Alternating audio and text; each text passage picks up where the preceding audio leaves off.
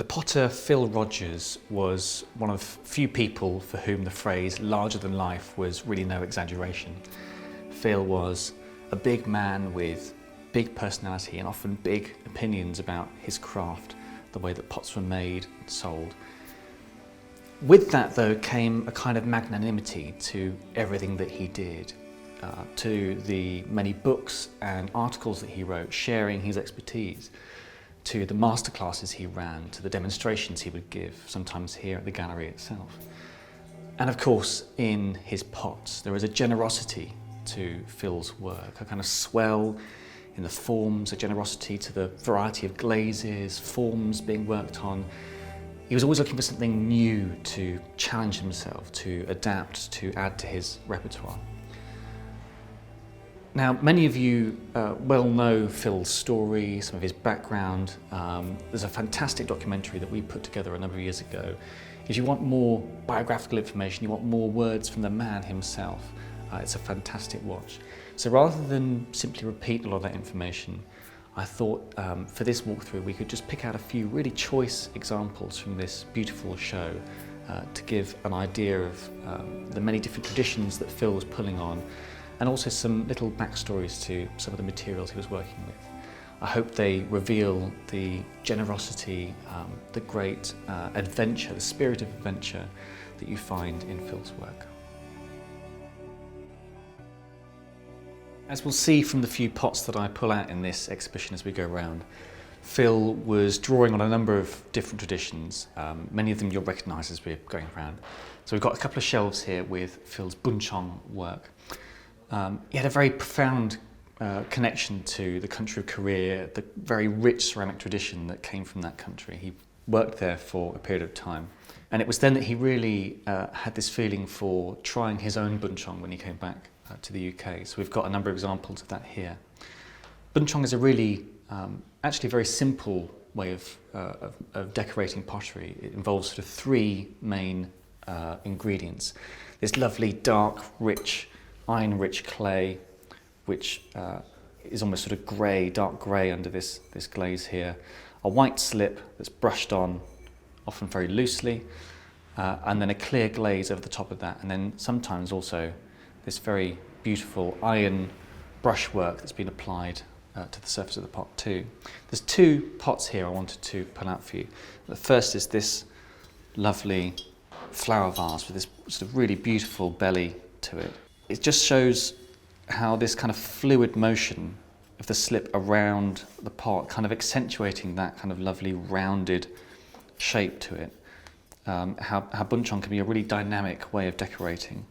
And with these beautiful sort of tree-like bits of decoration here. Phil actually started life as a painter before discovering pottery as a young student. And I think this sort of brings him back to his roots, those roots of using a brush, working with the hand, trying in all his decoration not to be too specific and pernickety about it, and just letting a kind of freedom with what he does. There's one other thing I wanted to pull out here though, and that's this press moulded bottle up here. The reason I'm pulling this aside is because Phil used to talk about how people hear the word mould and they think that's something easier than a thrown pot. It's simply, stick the clay in it, get your shape out, and you can start working on it. Quite the opposite is true. The actual mould itself, the base form, takes quite a long time to engineer, to work out exactly what shape you're going for. And actually to press the clay in, to remove it, to tidy up the edges once it's come out the mould, could take 45, 50 minutes, much longer than it would take to make a bottle on a wheel, for example. So actually press moulding, a lot slower, a lot more sort of methodical approach to making pots. What it also gave him was these beautiful sharp edges, these faces to a pot, which offer a kind of canvas, and you can apply your decoration in a very different way. The difficulty of pottery, of course, is trying to marry the surface decoration with the pot underneath it. In the case of this lovely, this press moulded bottle, he's really made the most of these faces for this brushwork across here, and these vertical strokes of the brush, just emphasising that lovely height to that bottle.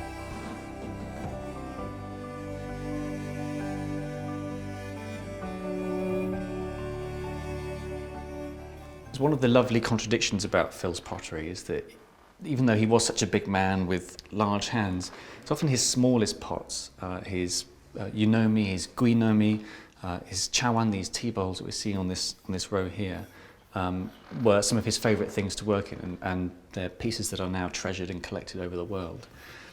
There's a real variety to these smaller pots. He could bring different glazes, different kind of methods of decoration to these very simple forms.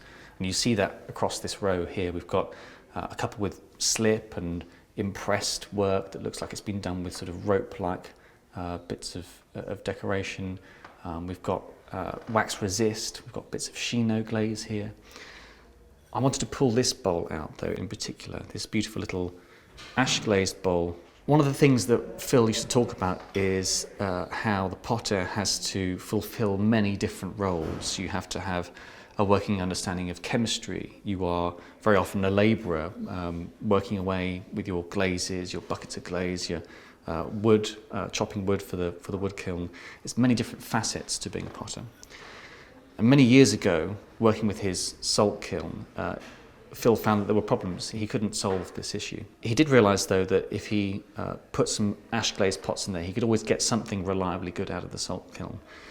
And actually began from that difficult problem that he had with the kiln to really love the effect that the salt would give to the ash glaze. The salt in the kiln acts as a flux. So basically what it means is it makes the ash glaze much runnier than it would normally be. So we had to fiddle with a few little bits in his glazes. But it does give this beautiful effect to the glaze here where it almost feels like it's kind of falling off the pot itself and then pooling in these really deep, dark, kind of bronzy, glassy areas here. The salt has this lovely little kind of pot-marked, speckly kind of decoration to it too. And then something that's very typical of Phil's work is this wavy line around the pot. Phil was always trying to break away from kind of monotony and something that's uniform. So adding a line, a dividing line to his pots, and then giving that line a kind of undulation, a slight wave, just to introduce a bit of rhythm, a bit of sort of visual interest, drawing the eye in a slightly different way. It's very typical Phil Rogers. There are very few salt glaze pieces in this exhibition, and this was a real beauty, I thought. Wood firing is something that came late in Phil Rogers' career, really the last 2 decades. And when he came to build his own wood kiln, he realised he was looking for something very particular, not the thick, encrusted, sort of very heavily reduced natural ash flying everywhere, beads of glass everywhere, shell impressions that you get in a lot of wood-fired pottery. He was looking for something subtler kind of changes of colour across raw unglazed clay. And we really see that across this top shelf with these wood-fired pots here. The variety of subtle colourings you can get from the movement of the flame, the way the flame is blocked and protected by one pot from another. There's a really lovely example here. I think it's one of the nicest pots in the show. It's a very simple little round vase shape, bottle shaped form in this raw unglazed clay. And it really shows off the kind of the blushed effects of the fire from where it's been more heavily hit on one side of the pot compared to where that clay has been protected by another pot next to it. The flame hasn't touched it in the same way, and so the clay remains this sort of much paler, sandier colour. The clay itself is modelled, for these pots, is modelled after shigaraki clay in Japan. Phil was a big fan of the pots made in that region where the raw clay was used itself. It's a clay that's very high in alumina, which gives you this beautiful kind of orangey blush to the clay, and also naturally occurring little nuggets of feldspar in it. And those little nuggets of feldspar melt at very high temperatures, and they create these beautiful little pearly iridescent balls in the surface of the clay that start to protrude. It's a really beautiful, very tactile, kind of natural decoration in the clay itself. It's really beautiful to hold the pot and feel like kind of smooth, glassy edge next to this sort of rougher touch of the clay. A very sort of precise, concise summation of the effect you can get from wood firing. Phil Rogers was particularly known for his work in ash glazing, and of course his very famous book Ash Glazes, which is now in its third edition, released last year. We've got some beautiful examples of his ash glaze work here, and they show the range of ash glazes that he used. We've got this beautiful pine ash, which is this kind of standard ash glaze you'll see on his work. It's this lovely kind of slightly red tinted, brown tinted, olive green glaze. Depending on the firing, it can really turn to this really beautiful bronzy colour, and it pairs off very nicely with this elm ash glaze, which you'll see on the top of these bottles, on the inside of this dish, which is much cooler, this kind of beautiful cool blue colour. I think the way that Phil explained it was that pine trees tend to draw up more iron through their roots. I wanted to pick out this pot here though. It's an unusual piece. It's based on an albarello vase. This is a kind of shape that was brought from the Middle East to Italy in the Renaissance years, and they used to use them to store drugs, medicine, herbs. Here it's now got some beautiful flowers in it. It's a form, a vase form that was really beloved of Shoji Hamada, the Japanese potter who worked with Bernard Leach and who was probably Phil's greatest hero in terms of ceramics. Here Phil has applied his kind of buncheong work, but in ash glazing. So you have this white slip underneath the ash glaze, which gives it this beautiful white canvas to work on, these incisions where the glaze is pooled into a lovely glass, and there's nuka glaze over the top, which is just breaking to this beautiful blue colour.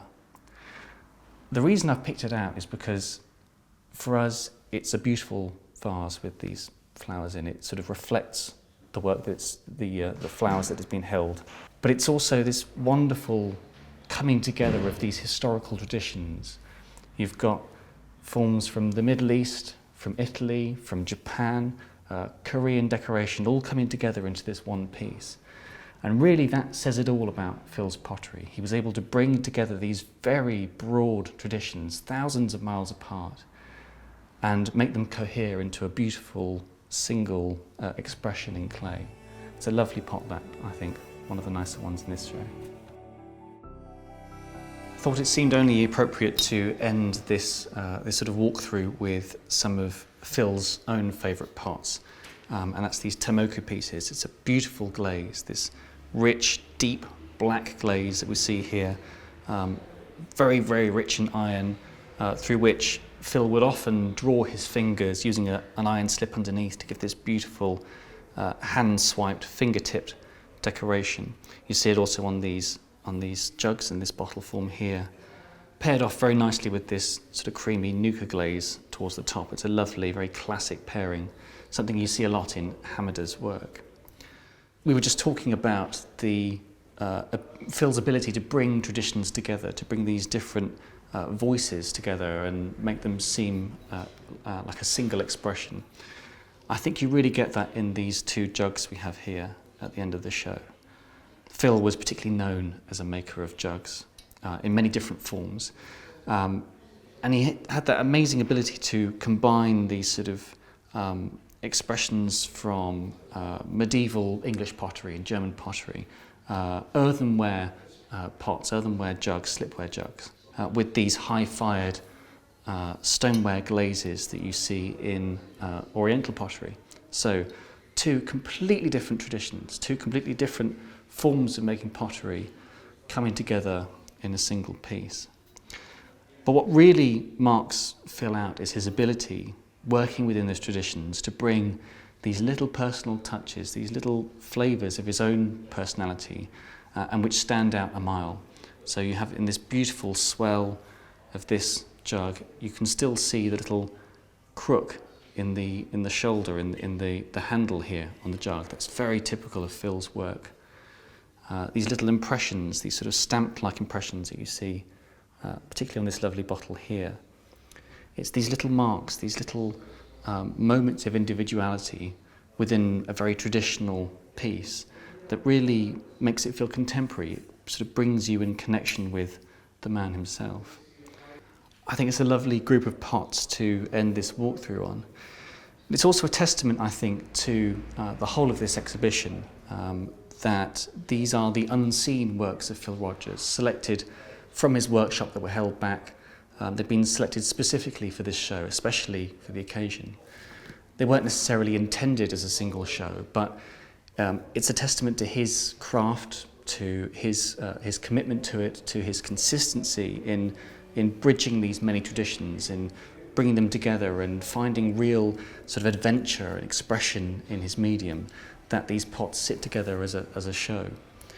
I hope you've enjoyed seeing some of these very special pots. Many of them should now be appearing on the website anytime soon, but of course if you are able to get here in person, we'd love to show them to you in the flesh. Some really beautiful work here. I hope you've enjoyed this exhibition walkthrough.